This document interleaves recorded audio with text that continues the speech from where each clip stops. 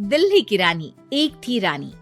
क्योंकि राजा की मौत एक हादसे में हो गई थी, रानी को ही राज्य संभालना पड़ रहा था। रानी का नाम था रानी रश्मिवती।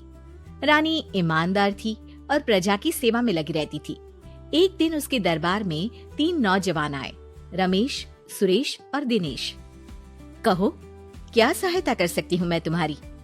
हम आपके दरबार में काम करना चाहते हैं ताकि जनता की सेवा कर सके।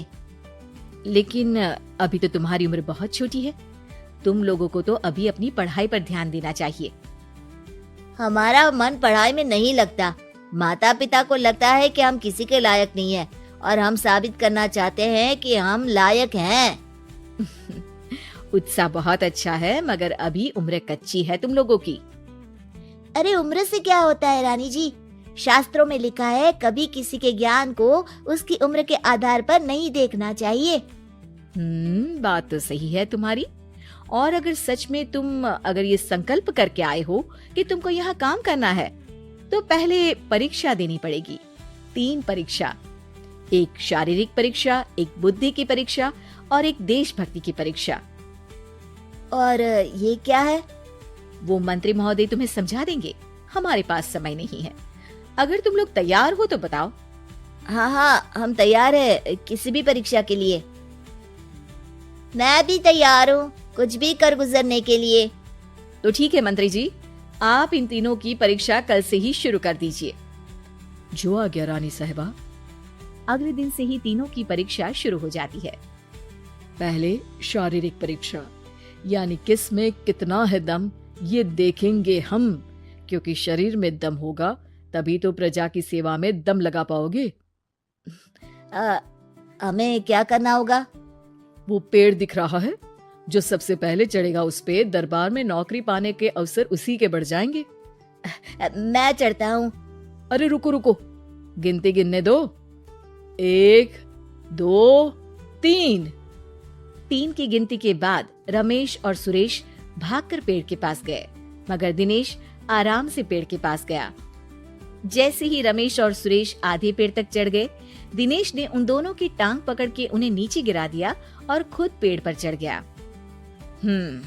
दिनेश की जीत हुई। अरे लेकिन इसने बेईमानी की। बेईमानी नहीं की, बुद्धि लगाई। शरीर के दम के साथ दिमाग में भी दम होना चाहिए। क्यों मंत्री जी? हाँ, बात तो तुम्हारी सही है। लेकिन बात अगर बुद्धि की है तो बुद्धि की असली परीक्षा हम कल लेंगे। शाम को जाकर मंत्री रानी को सब बता देते हैं। यानी दिनेश उन सब में ज्यादा होशियार है। जी रानी साहिबा। अगले दिन तीनों की बौद्धिक परीक्षा का समय होता है। आज हमें क्या करना है मंत्री जी? थोड़ा सब्र करो, कल जल्दबाजी में ही हारे थे तुम। सही कह रहे हैं मंत्री जी। अरे तू क्यों ज्यादा बोल रहा है? तू भी तो हारा था ना कल। ए दिनेश, ज्यादा होशियार मत बन। अरे लड़ो मत। आज की परीक्षा पर ध्यान दो। आज की बौद्धिक परीक्षा में ये कुछ बोरे हैं, कुछ में नमक है और कुछ में रुई।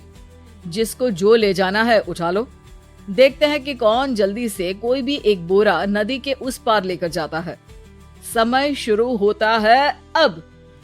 तीनों बोरों की तरफ बढ़ते हैं। सुरेश, नमक की बोरी भारी है, ले जाने में मुश्किल होगी। हाँ, सही कह रहा है। रुई हल्की है, हम दोनों रुई लेकर चलते हैं। अरे भाई, मैं तो नमक लेकर जाऊंगा। रमेश और सुरेश ये सोचकर हंसते हैं कि आज तो दिनेश हार ही जाएगा। दौड़ शुरू होती है। 1, 2, 3। तीनों नदी की तरफ भागते हैं। रुई में वजन कम होने के कारण रमेश और सुरेश आगे निकल जाते हैं और दिनेश थोड़ा पीछे। पर जैसे ही वो सब नदी में जाते हैं, दिनेश की बोरी का नमक गलने लगता है और वजन कम हो जाता है, जबकि रमेश और सुरेश की रुई में पानी भर जाता है और बोरी का वजन बढ़ जाता है। अरे ये इतनी भारी क्यों हो गई रमेश? अरे मुझे क्या पता, शायद जादुई बोरी है।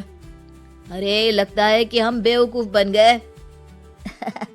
बने नहीं हो, तुम हो ही बेवकूफ।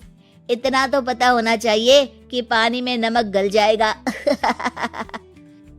दिनेश का पूरा नमक गल जाता है और बोरी खाली हो जाती है। वो जल्दी से रेस पूरी कर लेता है। इस परीक्षा के विजेता भी दिनेश ही हैं। उसने दिमाग लगाकर दिखा दिया कि वो बौद्धिक परीक्षा में भी रमेश और सुरेश से आगे है। अब कल तुम्हारी देशभक्ति की परीक्षा होगी, जो स्वयं रानी माँ लेंगी। रात को फिर मंत्री रानी के पास जाकर बता देते हैं कि आज की परीक्षा में कैसे दिनेश ने अक्लमंदी दिखाई और बौद्धिक परीक्षा में भी उसी की जीत हुई। अरे वाह, दिनेश तो हमारे बहुत काम आ सकता है। हम उत्साहित हैं कल की परीक्षा के लिए। वो तो ठीक है रानी साहिबा, लेकिन हमने सुना है कि पड़ोसी राज्य का राजा आकाशदीप हमारे राज्य की सीमा में घुसपैठ कर रहा है। ये तो चिंता की बात है, हमें जल्द ही कुछ करना चाहिए। अगले दिन रमेश, सुरेश और दिनेश अपनी आखिरी देशभक्ति की परीक्षा के लिए दरबार में आते हैं। प्रणाम रानी साहिबा। नमस्कार रानी जी। प्रणाम रानी माँ। हमने तुम्हारी परीक्षा पर गौर किया। दिनेश आगे हैं। हम तुम तीनों में से किसी दो को ही दरबार में काम दे सकते हैं। किसी एक को आज जाना होगा। तो देशभक्ति की परीक्षा के लिए तैयार हो? पूरी तरह से। मैं तीनों से एक ही सवाल करूंगी। जिसका जवाब सबसे सही लगेगा उसे तो नौकरी मिल ही जाएगी। फिर दूसरे सबसे सही जवाब देने वाले को भी काम मिलेगा। आप लोगों का समय शुरू होता है अब। ज्यादा सोचने का समय नहीं होगा। जो मन में पहली बात आए उसका जवाब दे। तो सवाल ये है कि तुम इस मिट्टी के लिए क्या कर सकते हो? मैं इस मिट्टी को साफ रखूंगा। यहाँ के लोगों के भोजन की कमी को मैं पूरी करूंगा। मैं यहाँ के लोगों को गले लगा लगा के उनको खुशी दूंगा रानी माँ, और गरीबों के लिए घर बनवाऊंगा। मैं इस मिट्टी के लिए किसी की जान भी ले सकता हूँ रानी माँ। मंत्री, दिनेश को एक तलवार दो। जी रानी जी। दिनेश, पड़ोसी राज आकाशदीप की जान तुम्हारे हाथ में है। जाओ, अपना काम पूरा करो। आज रात को तुम उस पर हमला करोगे जब वो सो रहा होगा। दिनेश वहां से चला जाता है। रानी माँ, ये आपने क्या किया? अभी किया नहीं है मंत्री जी। आप आकाशदीप को संदेशा भिजवाओ कि पड़ोसी देश का एक कातिल रात को उन पे हमला करेगा और दिनेश को पकड़वा दो। अरे, ये आप क्या कह रही हैं? और क्यों कर रही हैं आप ऐसा? राजा को लगेगा कि हमने उसकी मदद की, उसकी जान बचाकर। वो हमारे राज्य का पीछा छोड़ देगा और हमारा एहसानमंद हो जाएगा। और दिनेश का क्या होगा? इस राज्य को दिनेश जैसे शातिर और लड़ाकू लोगों से ज्यादा जरूरत है ऐसे लोगों की, जो लोगों को खाना खिलाने की और खुश करने की बात करे। और ये गुण सुरेश और रमेश में है। इन्हें नौकरी दे दो।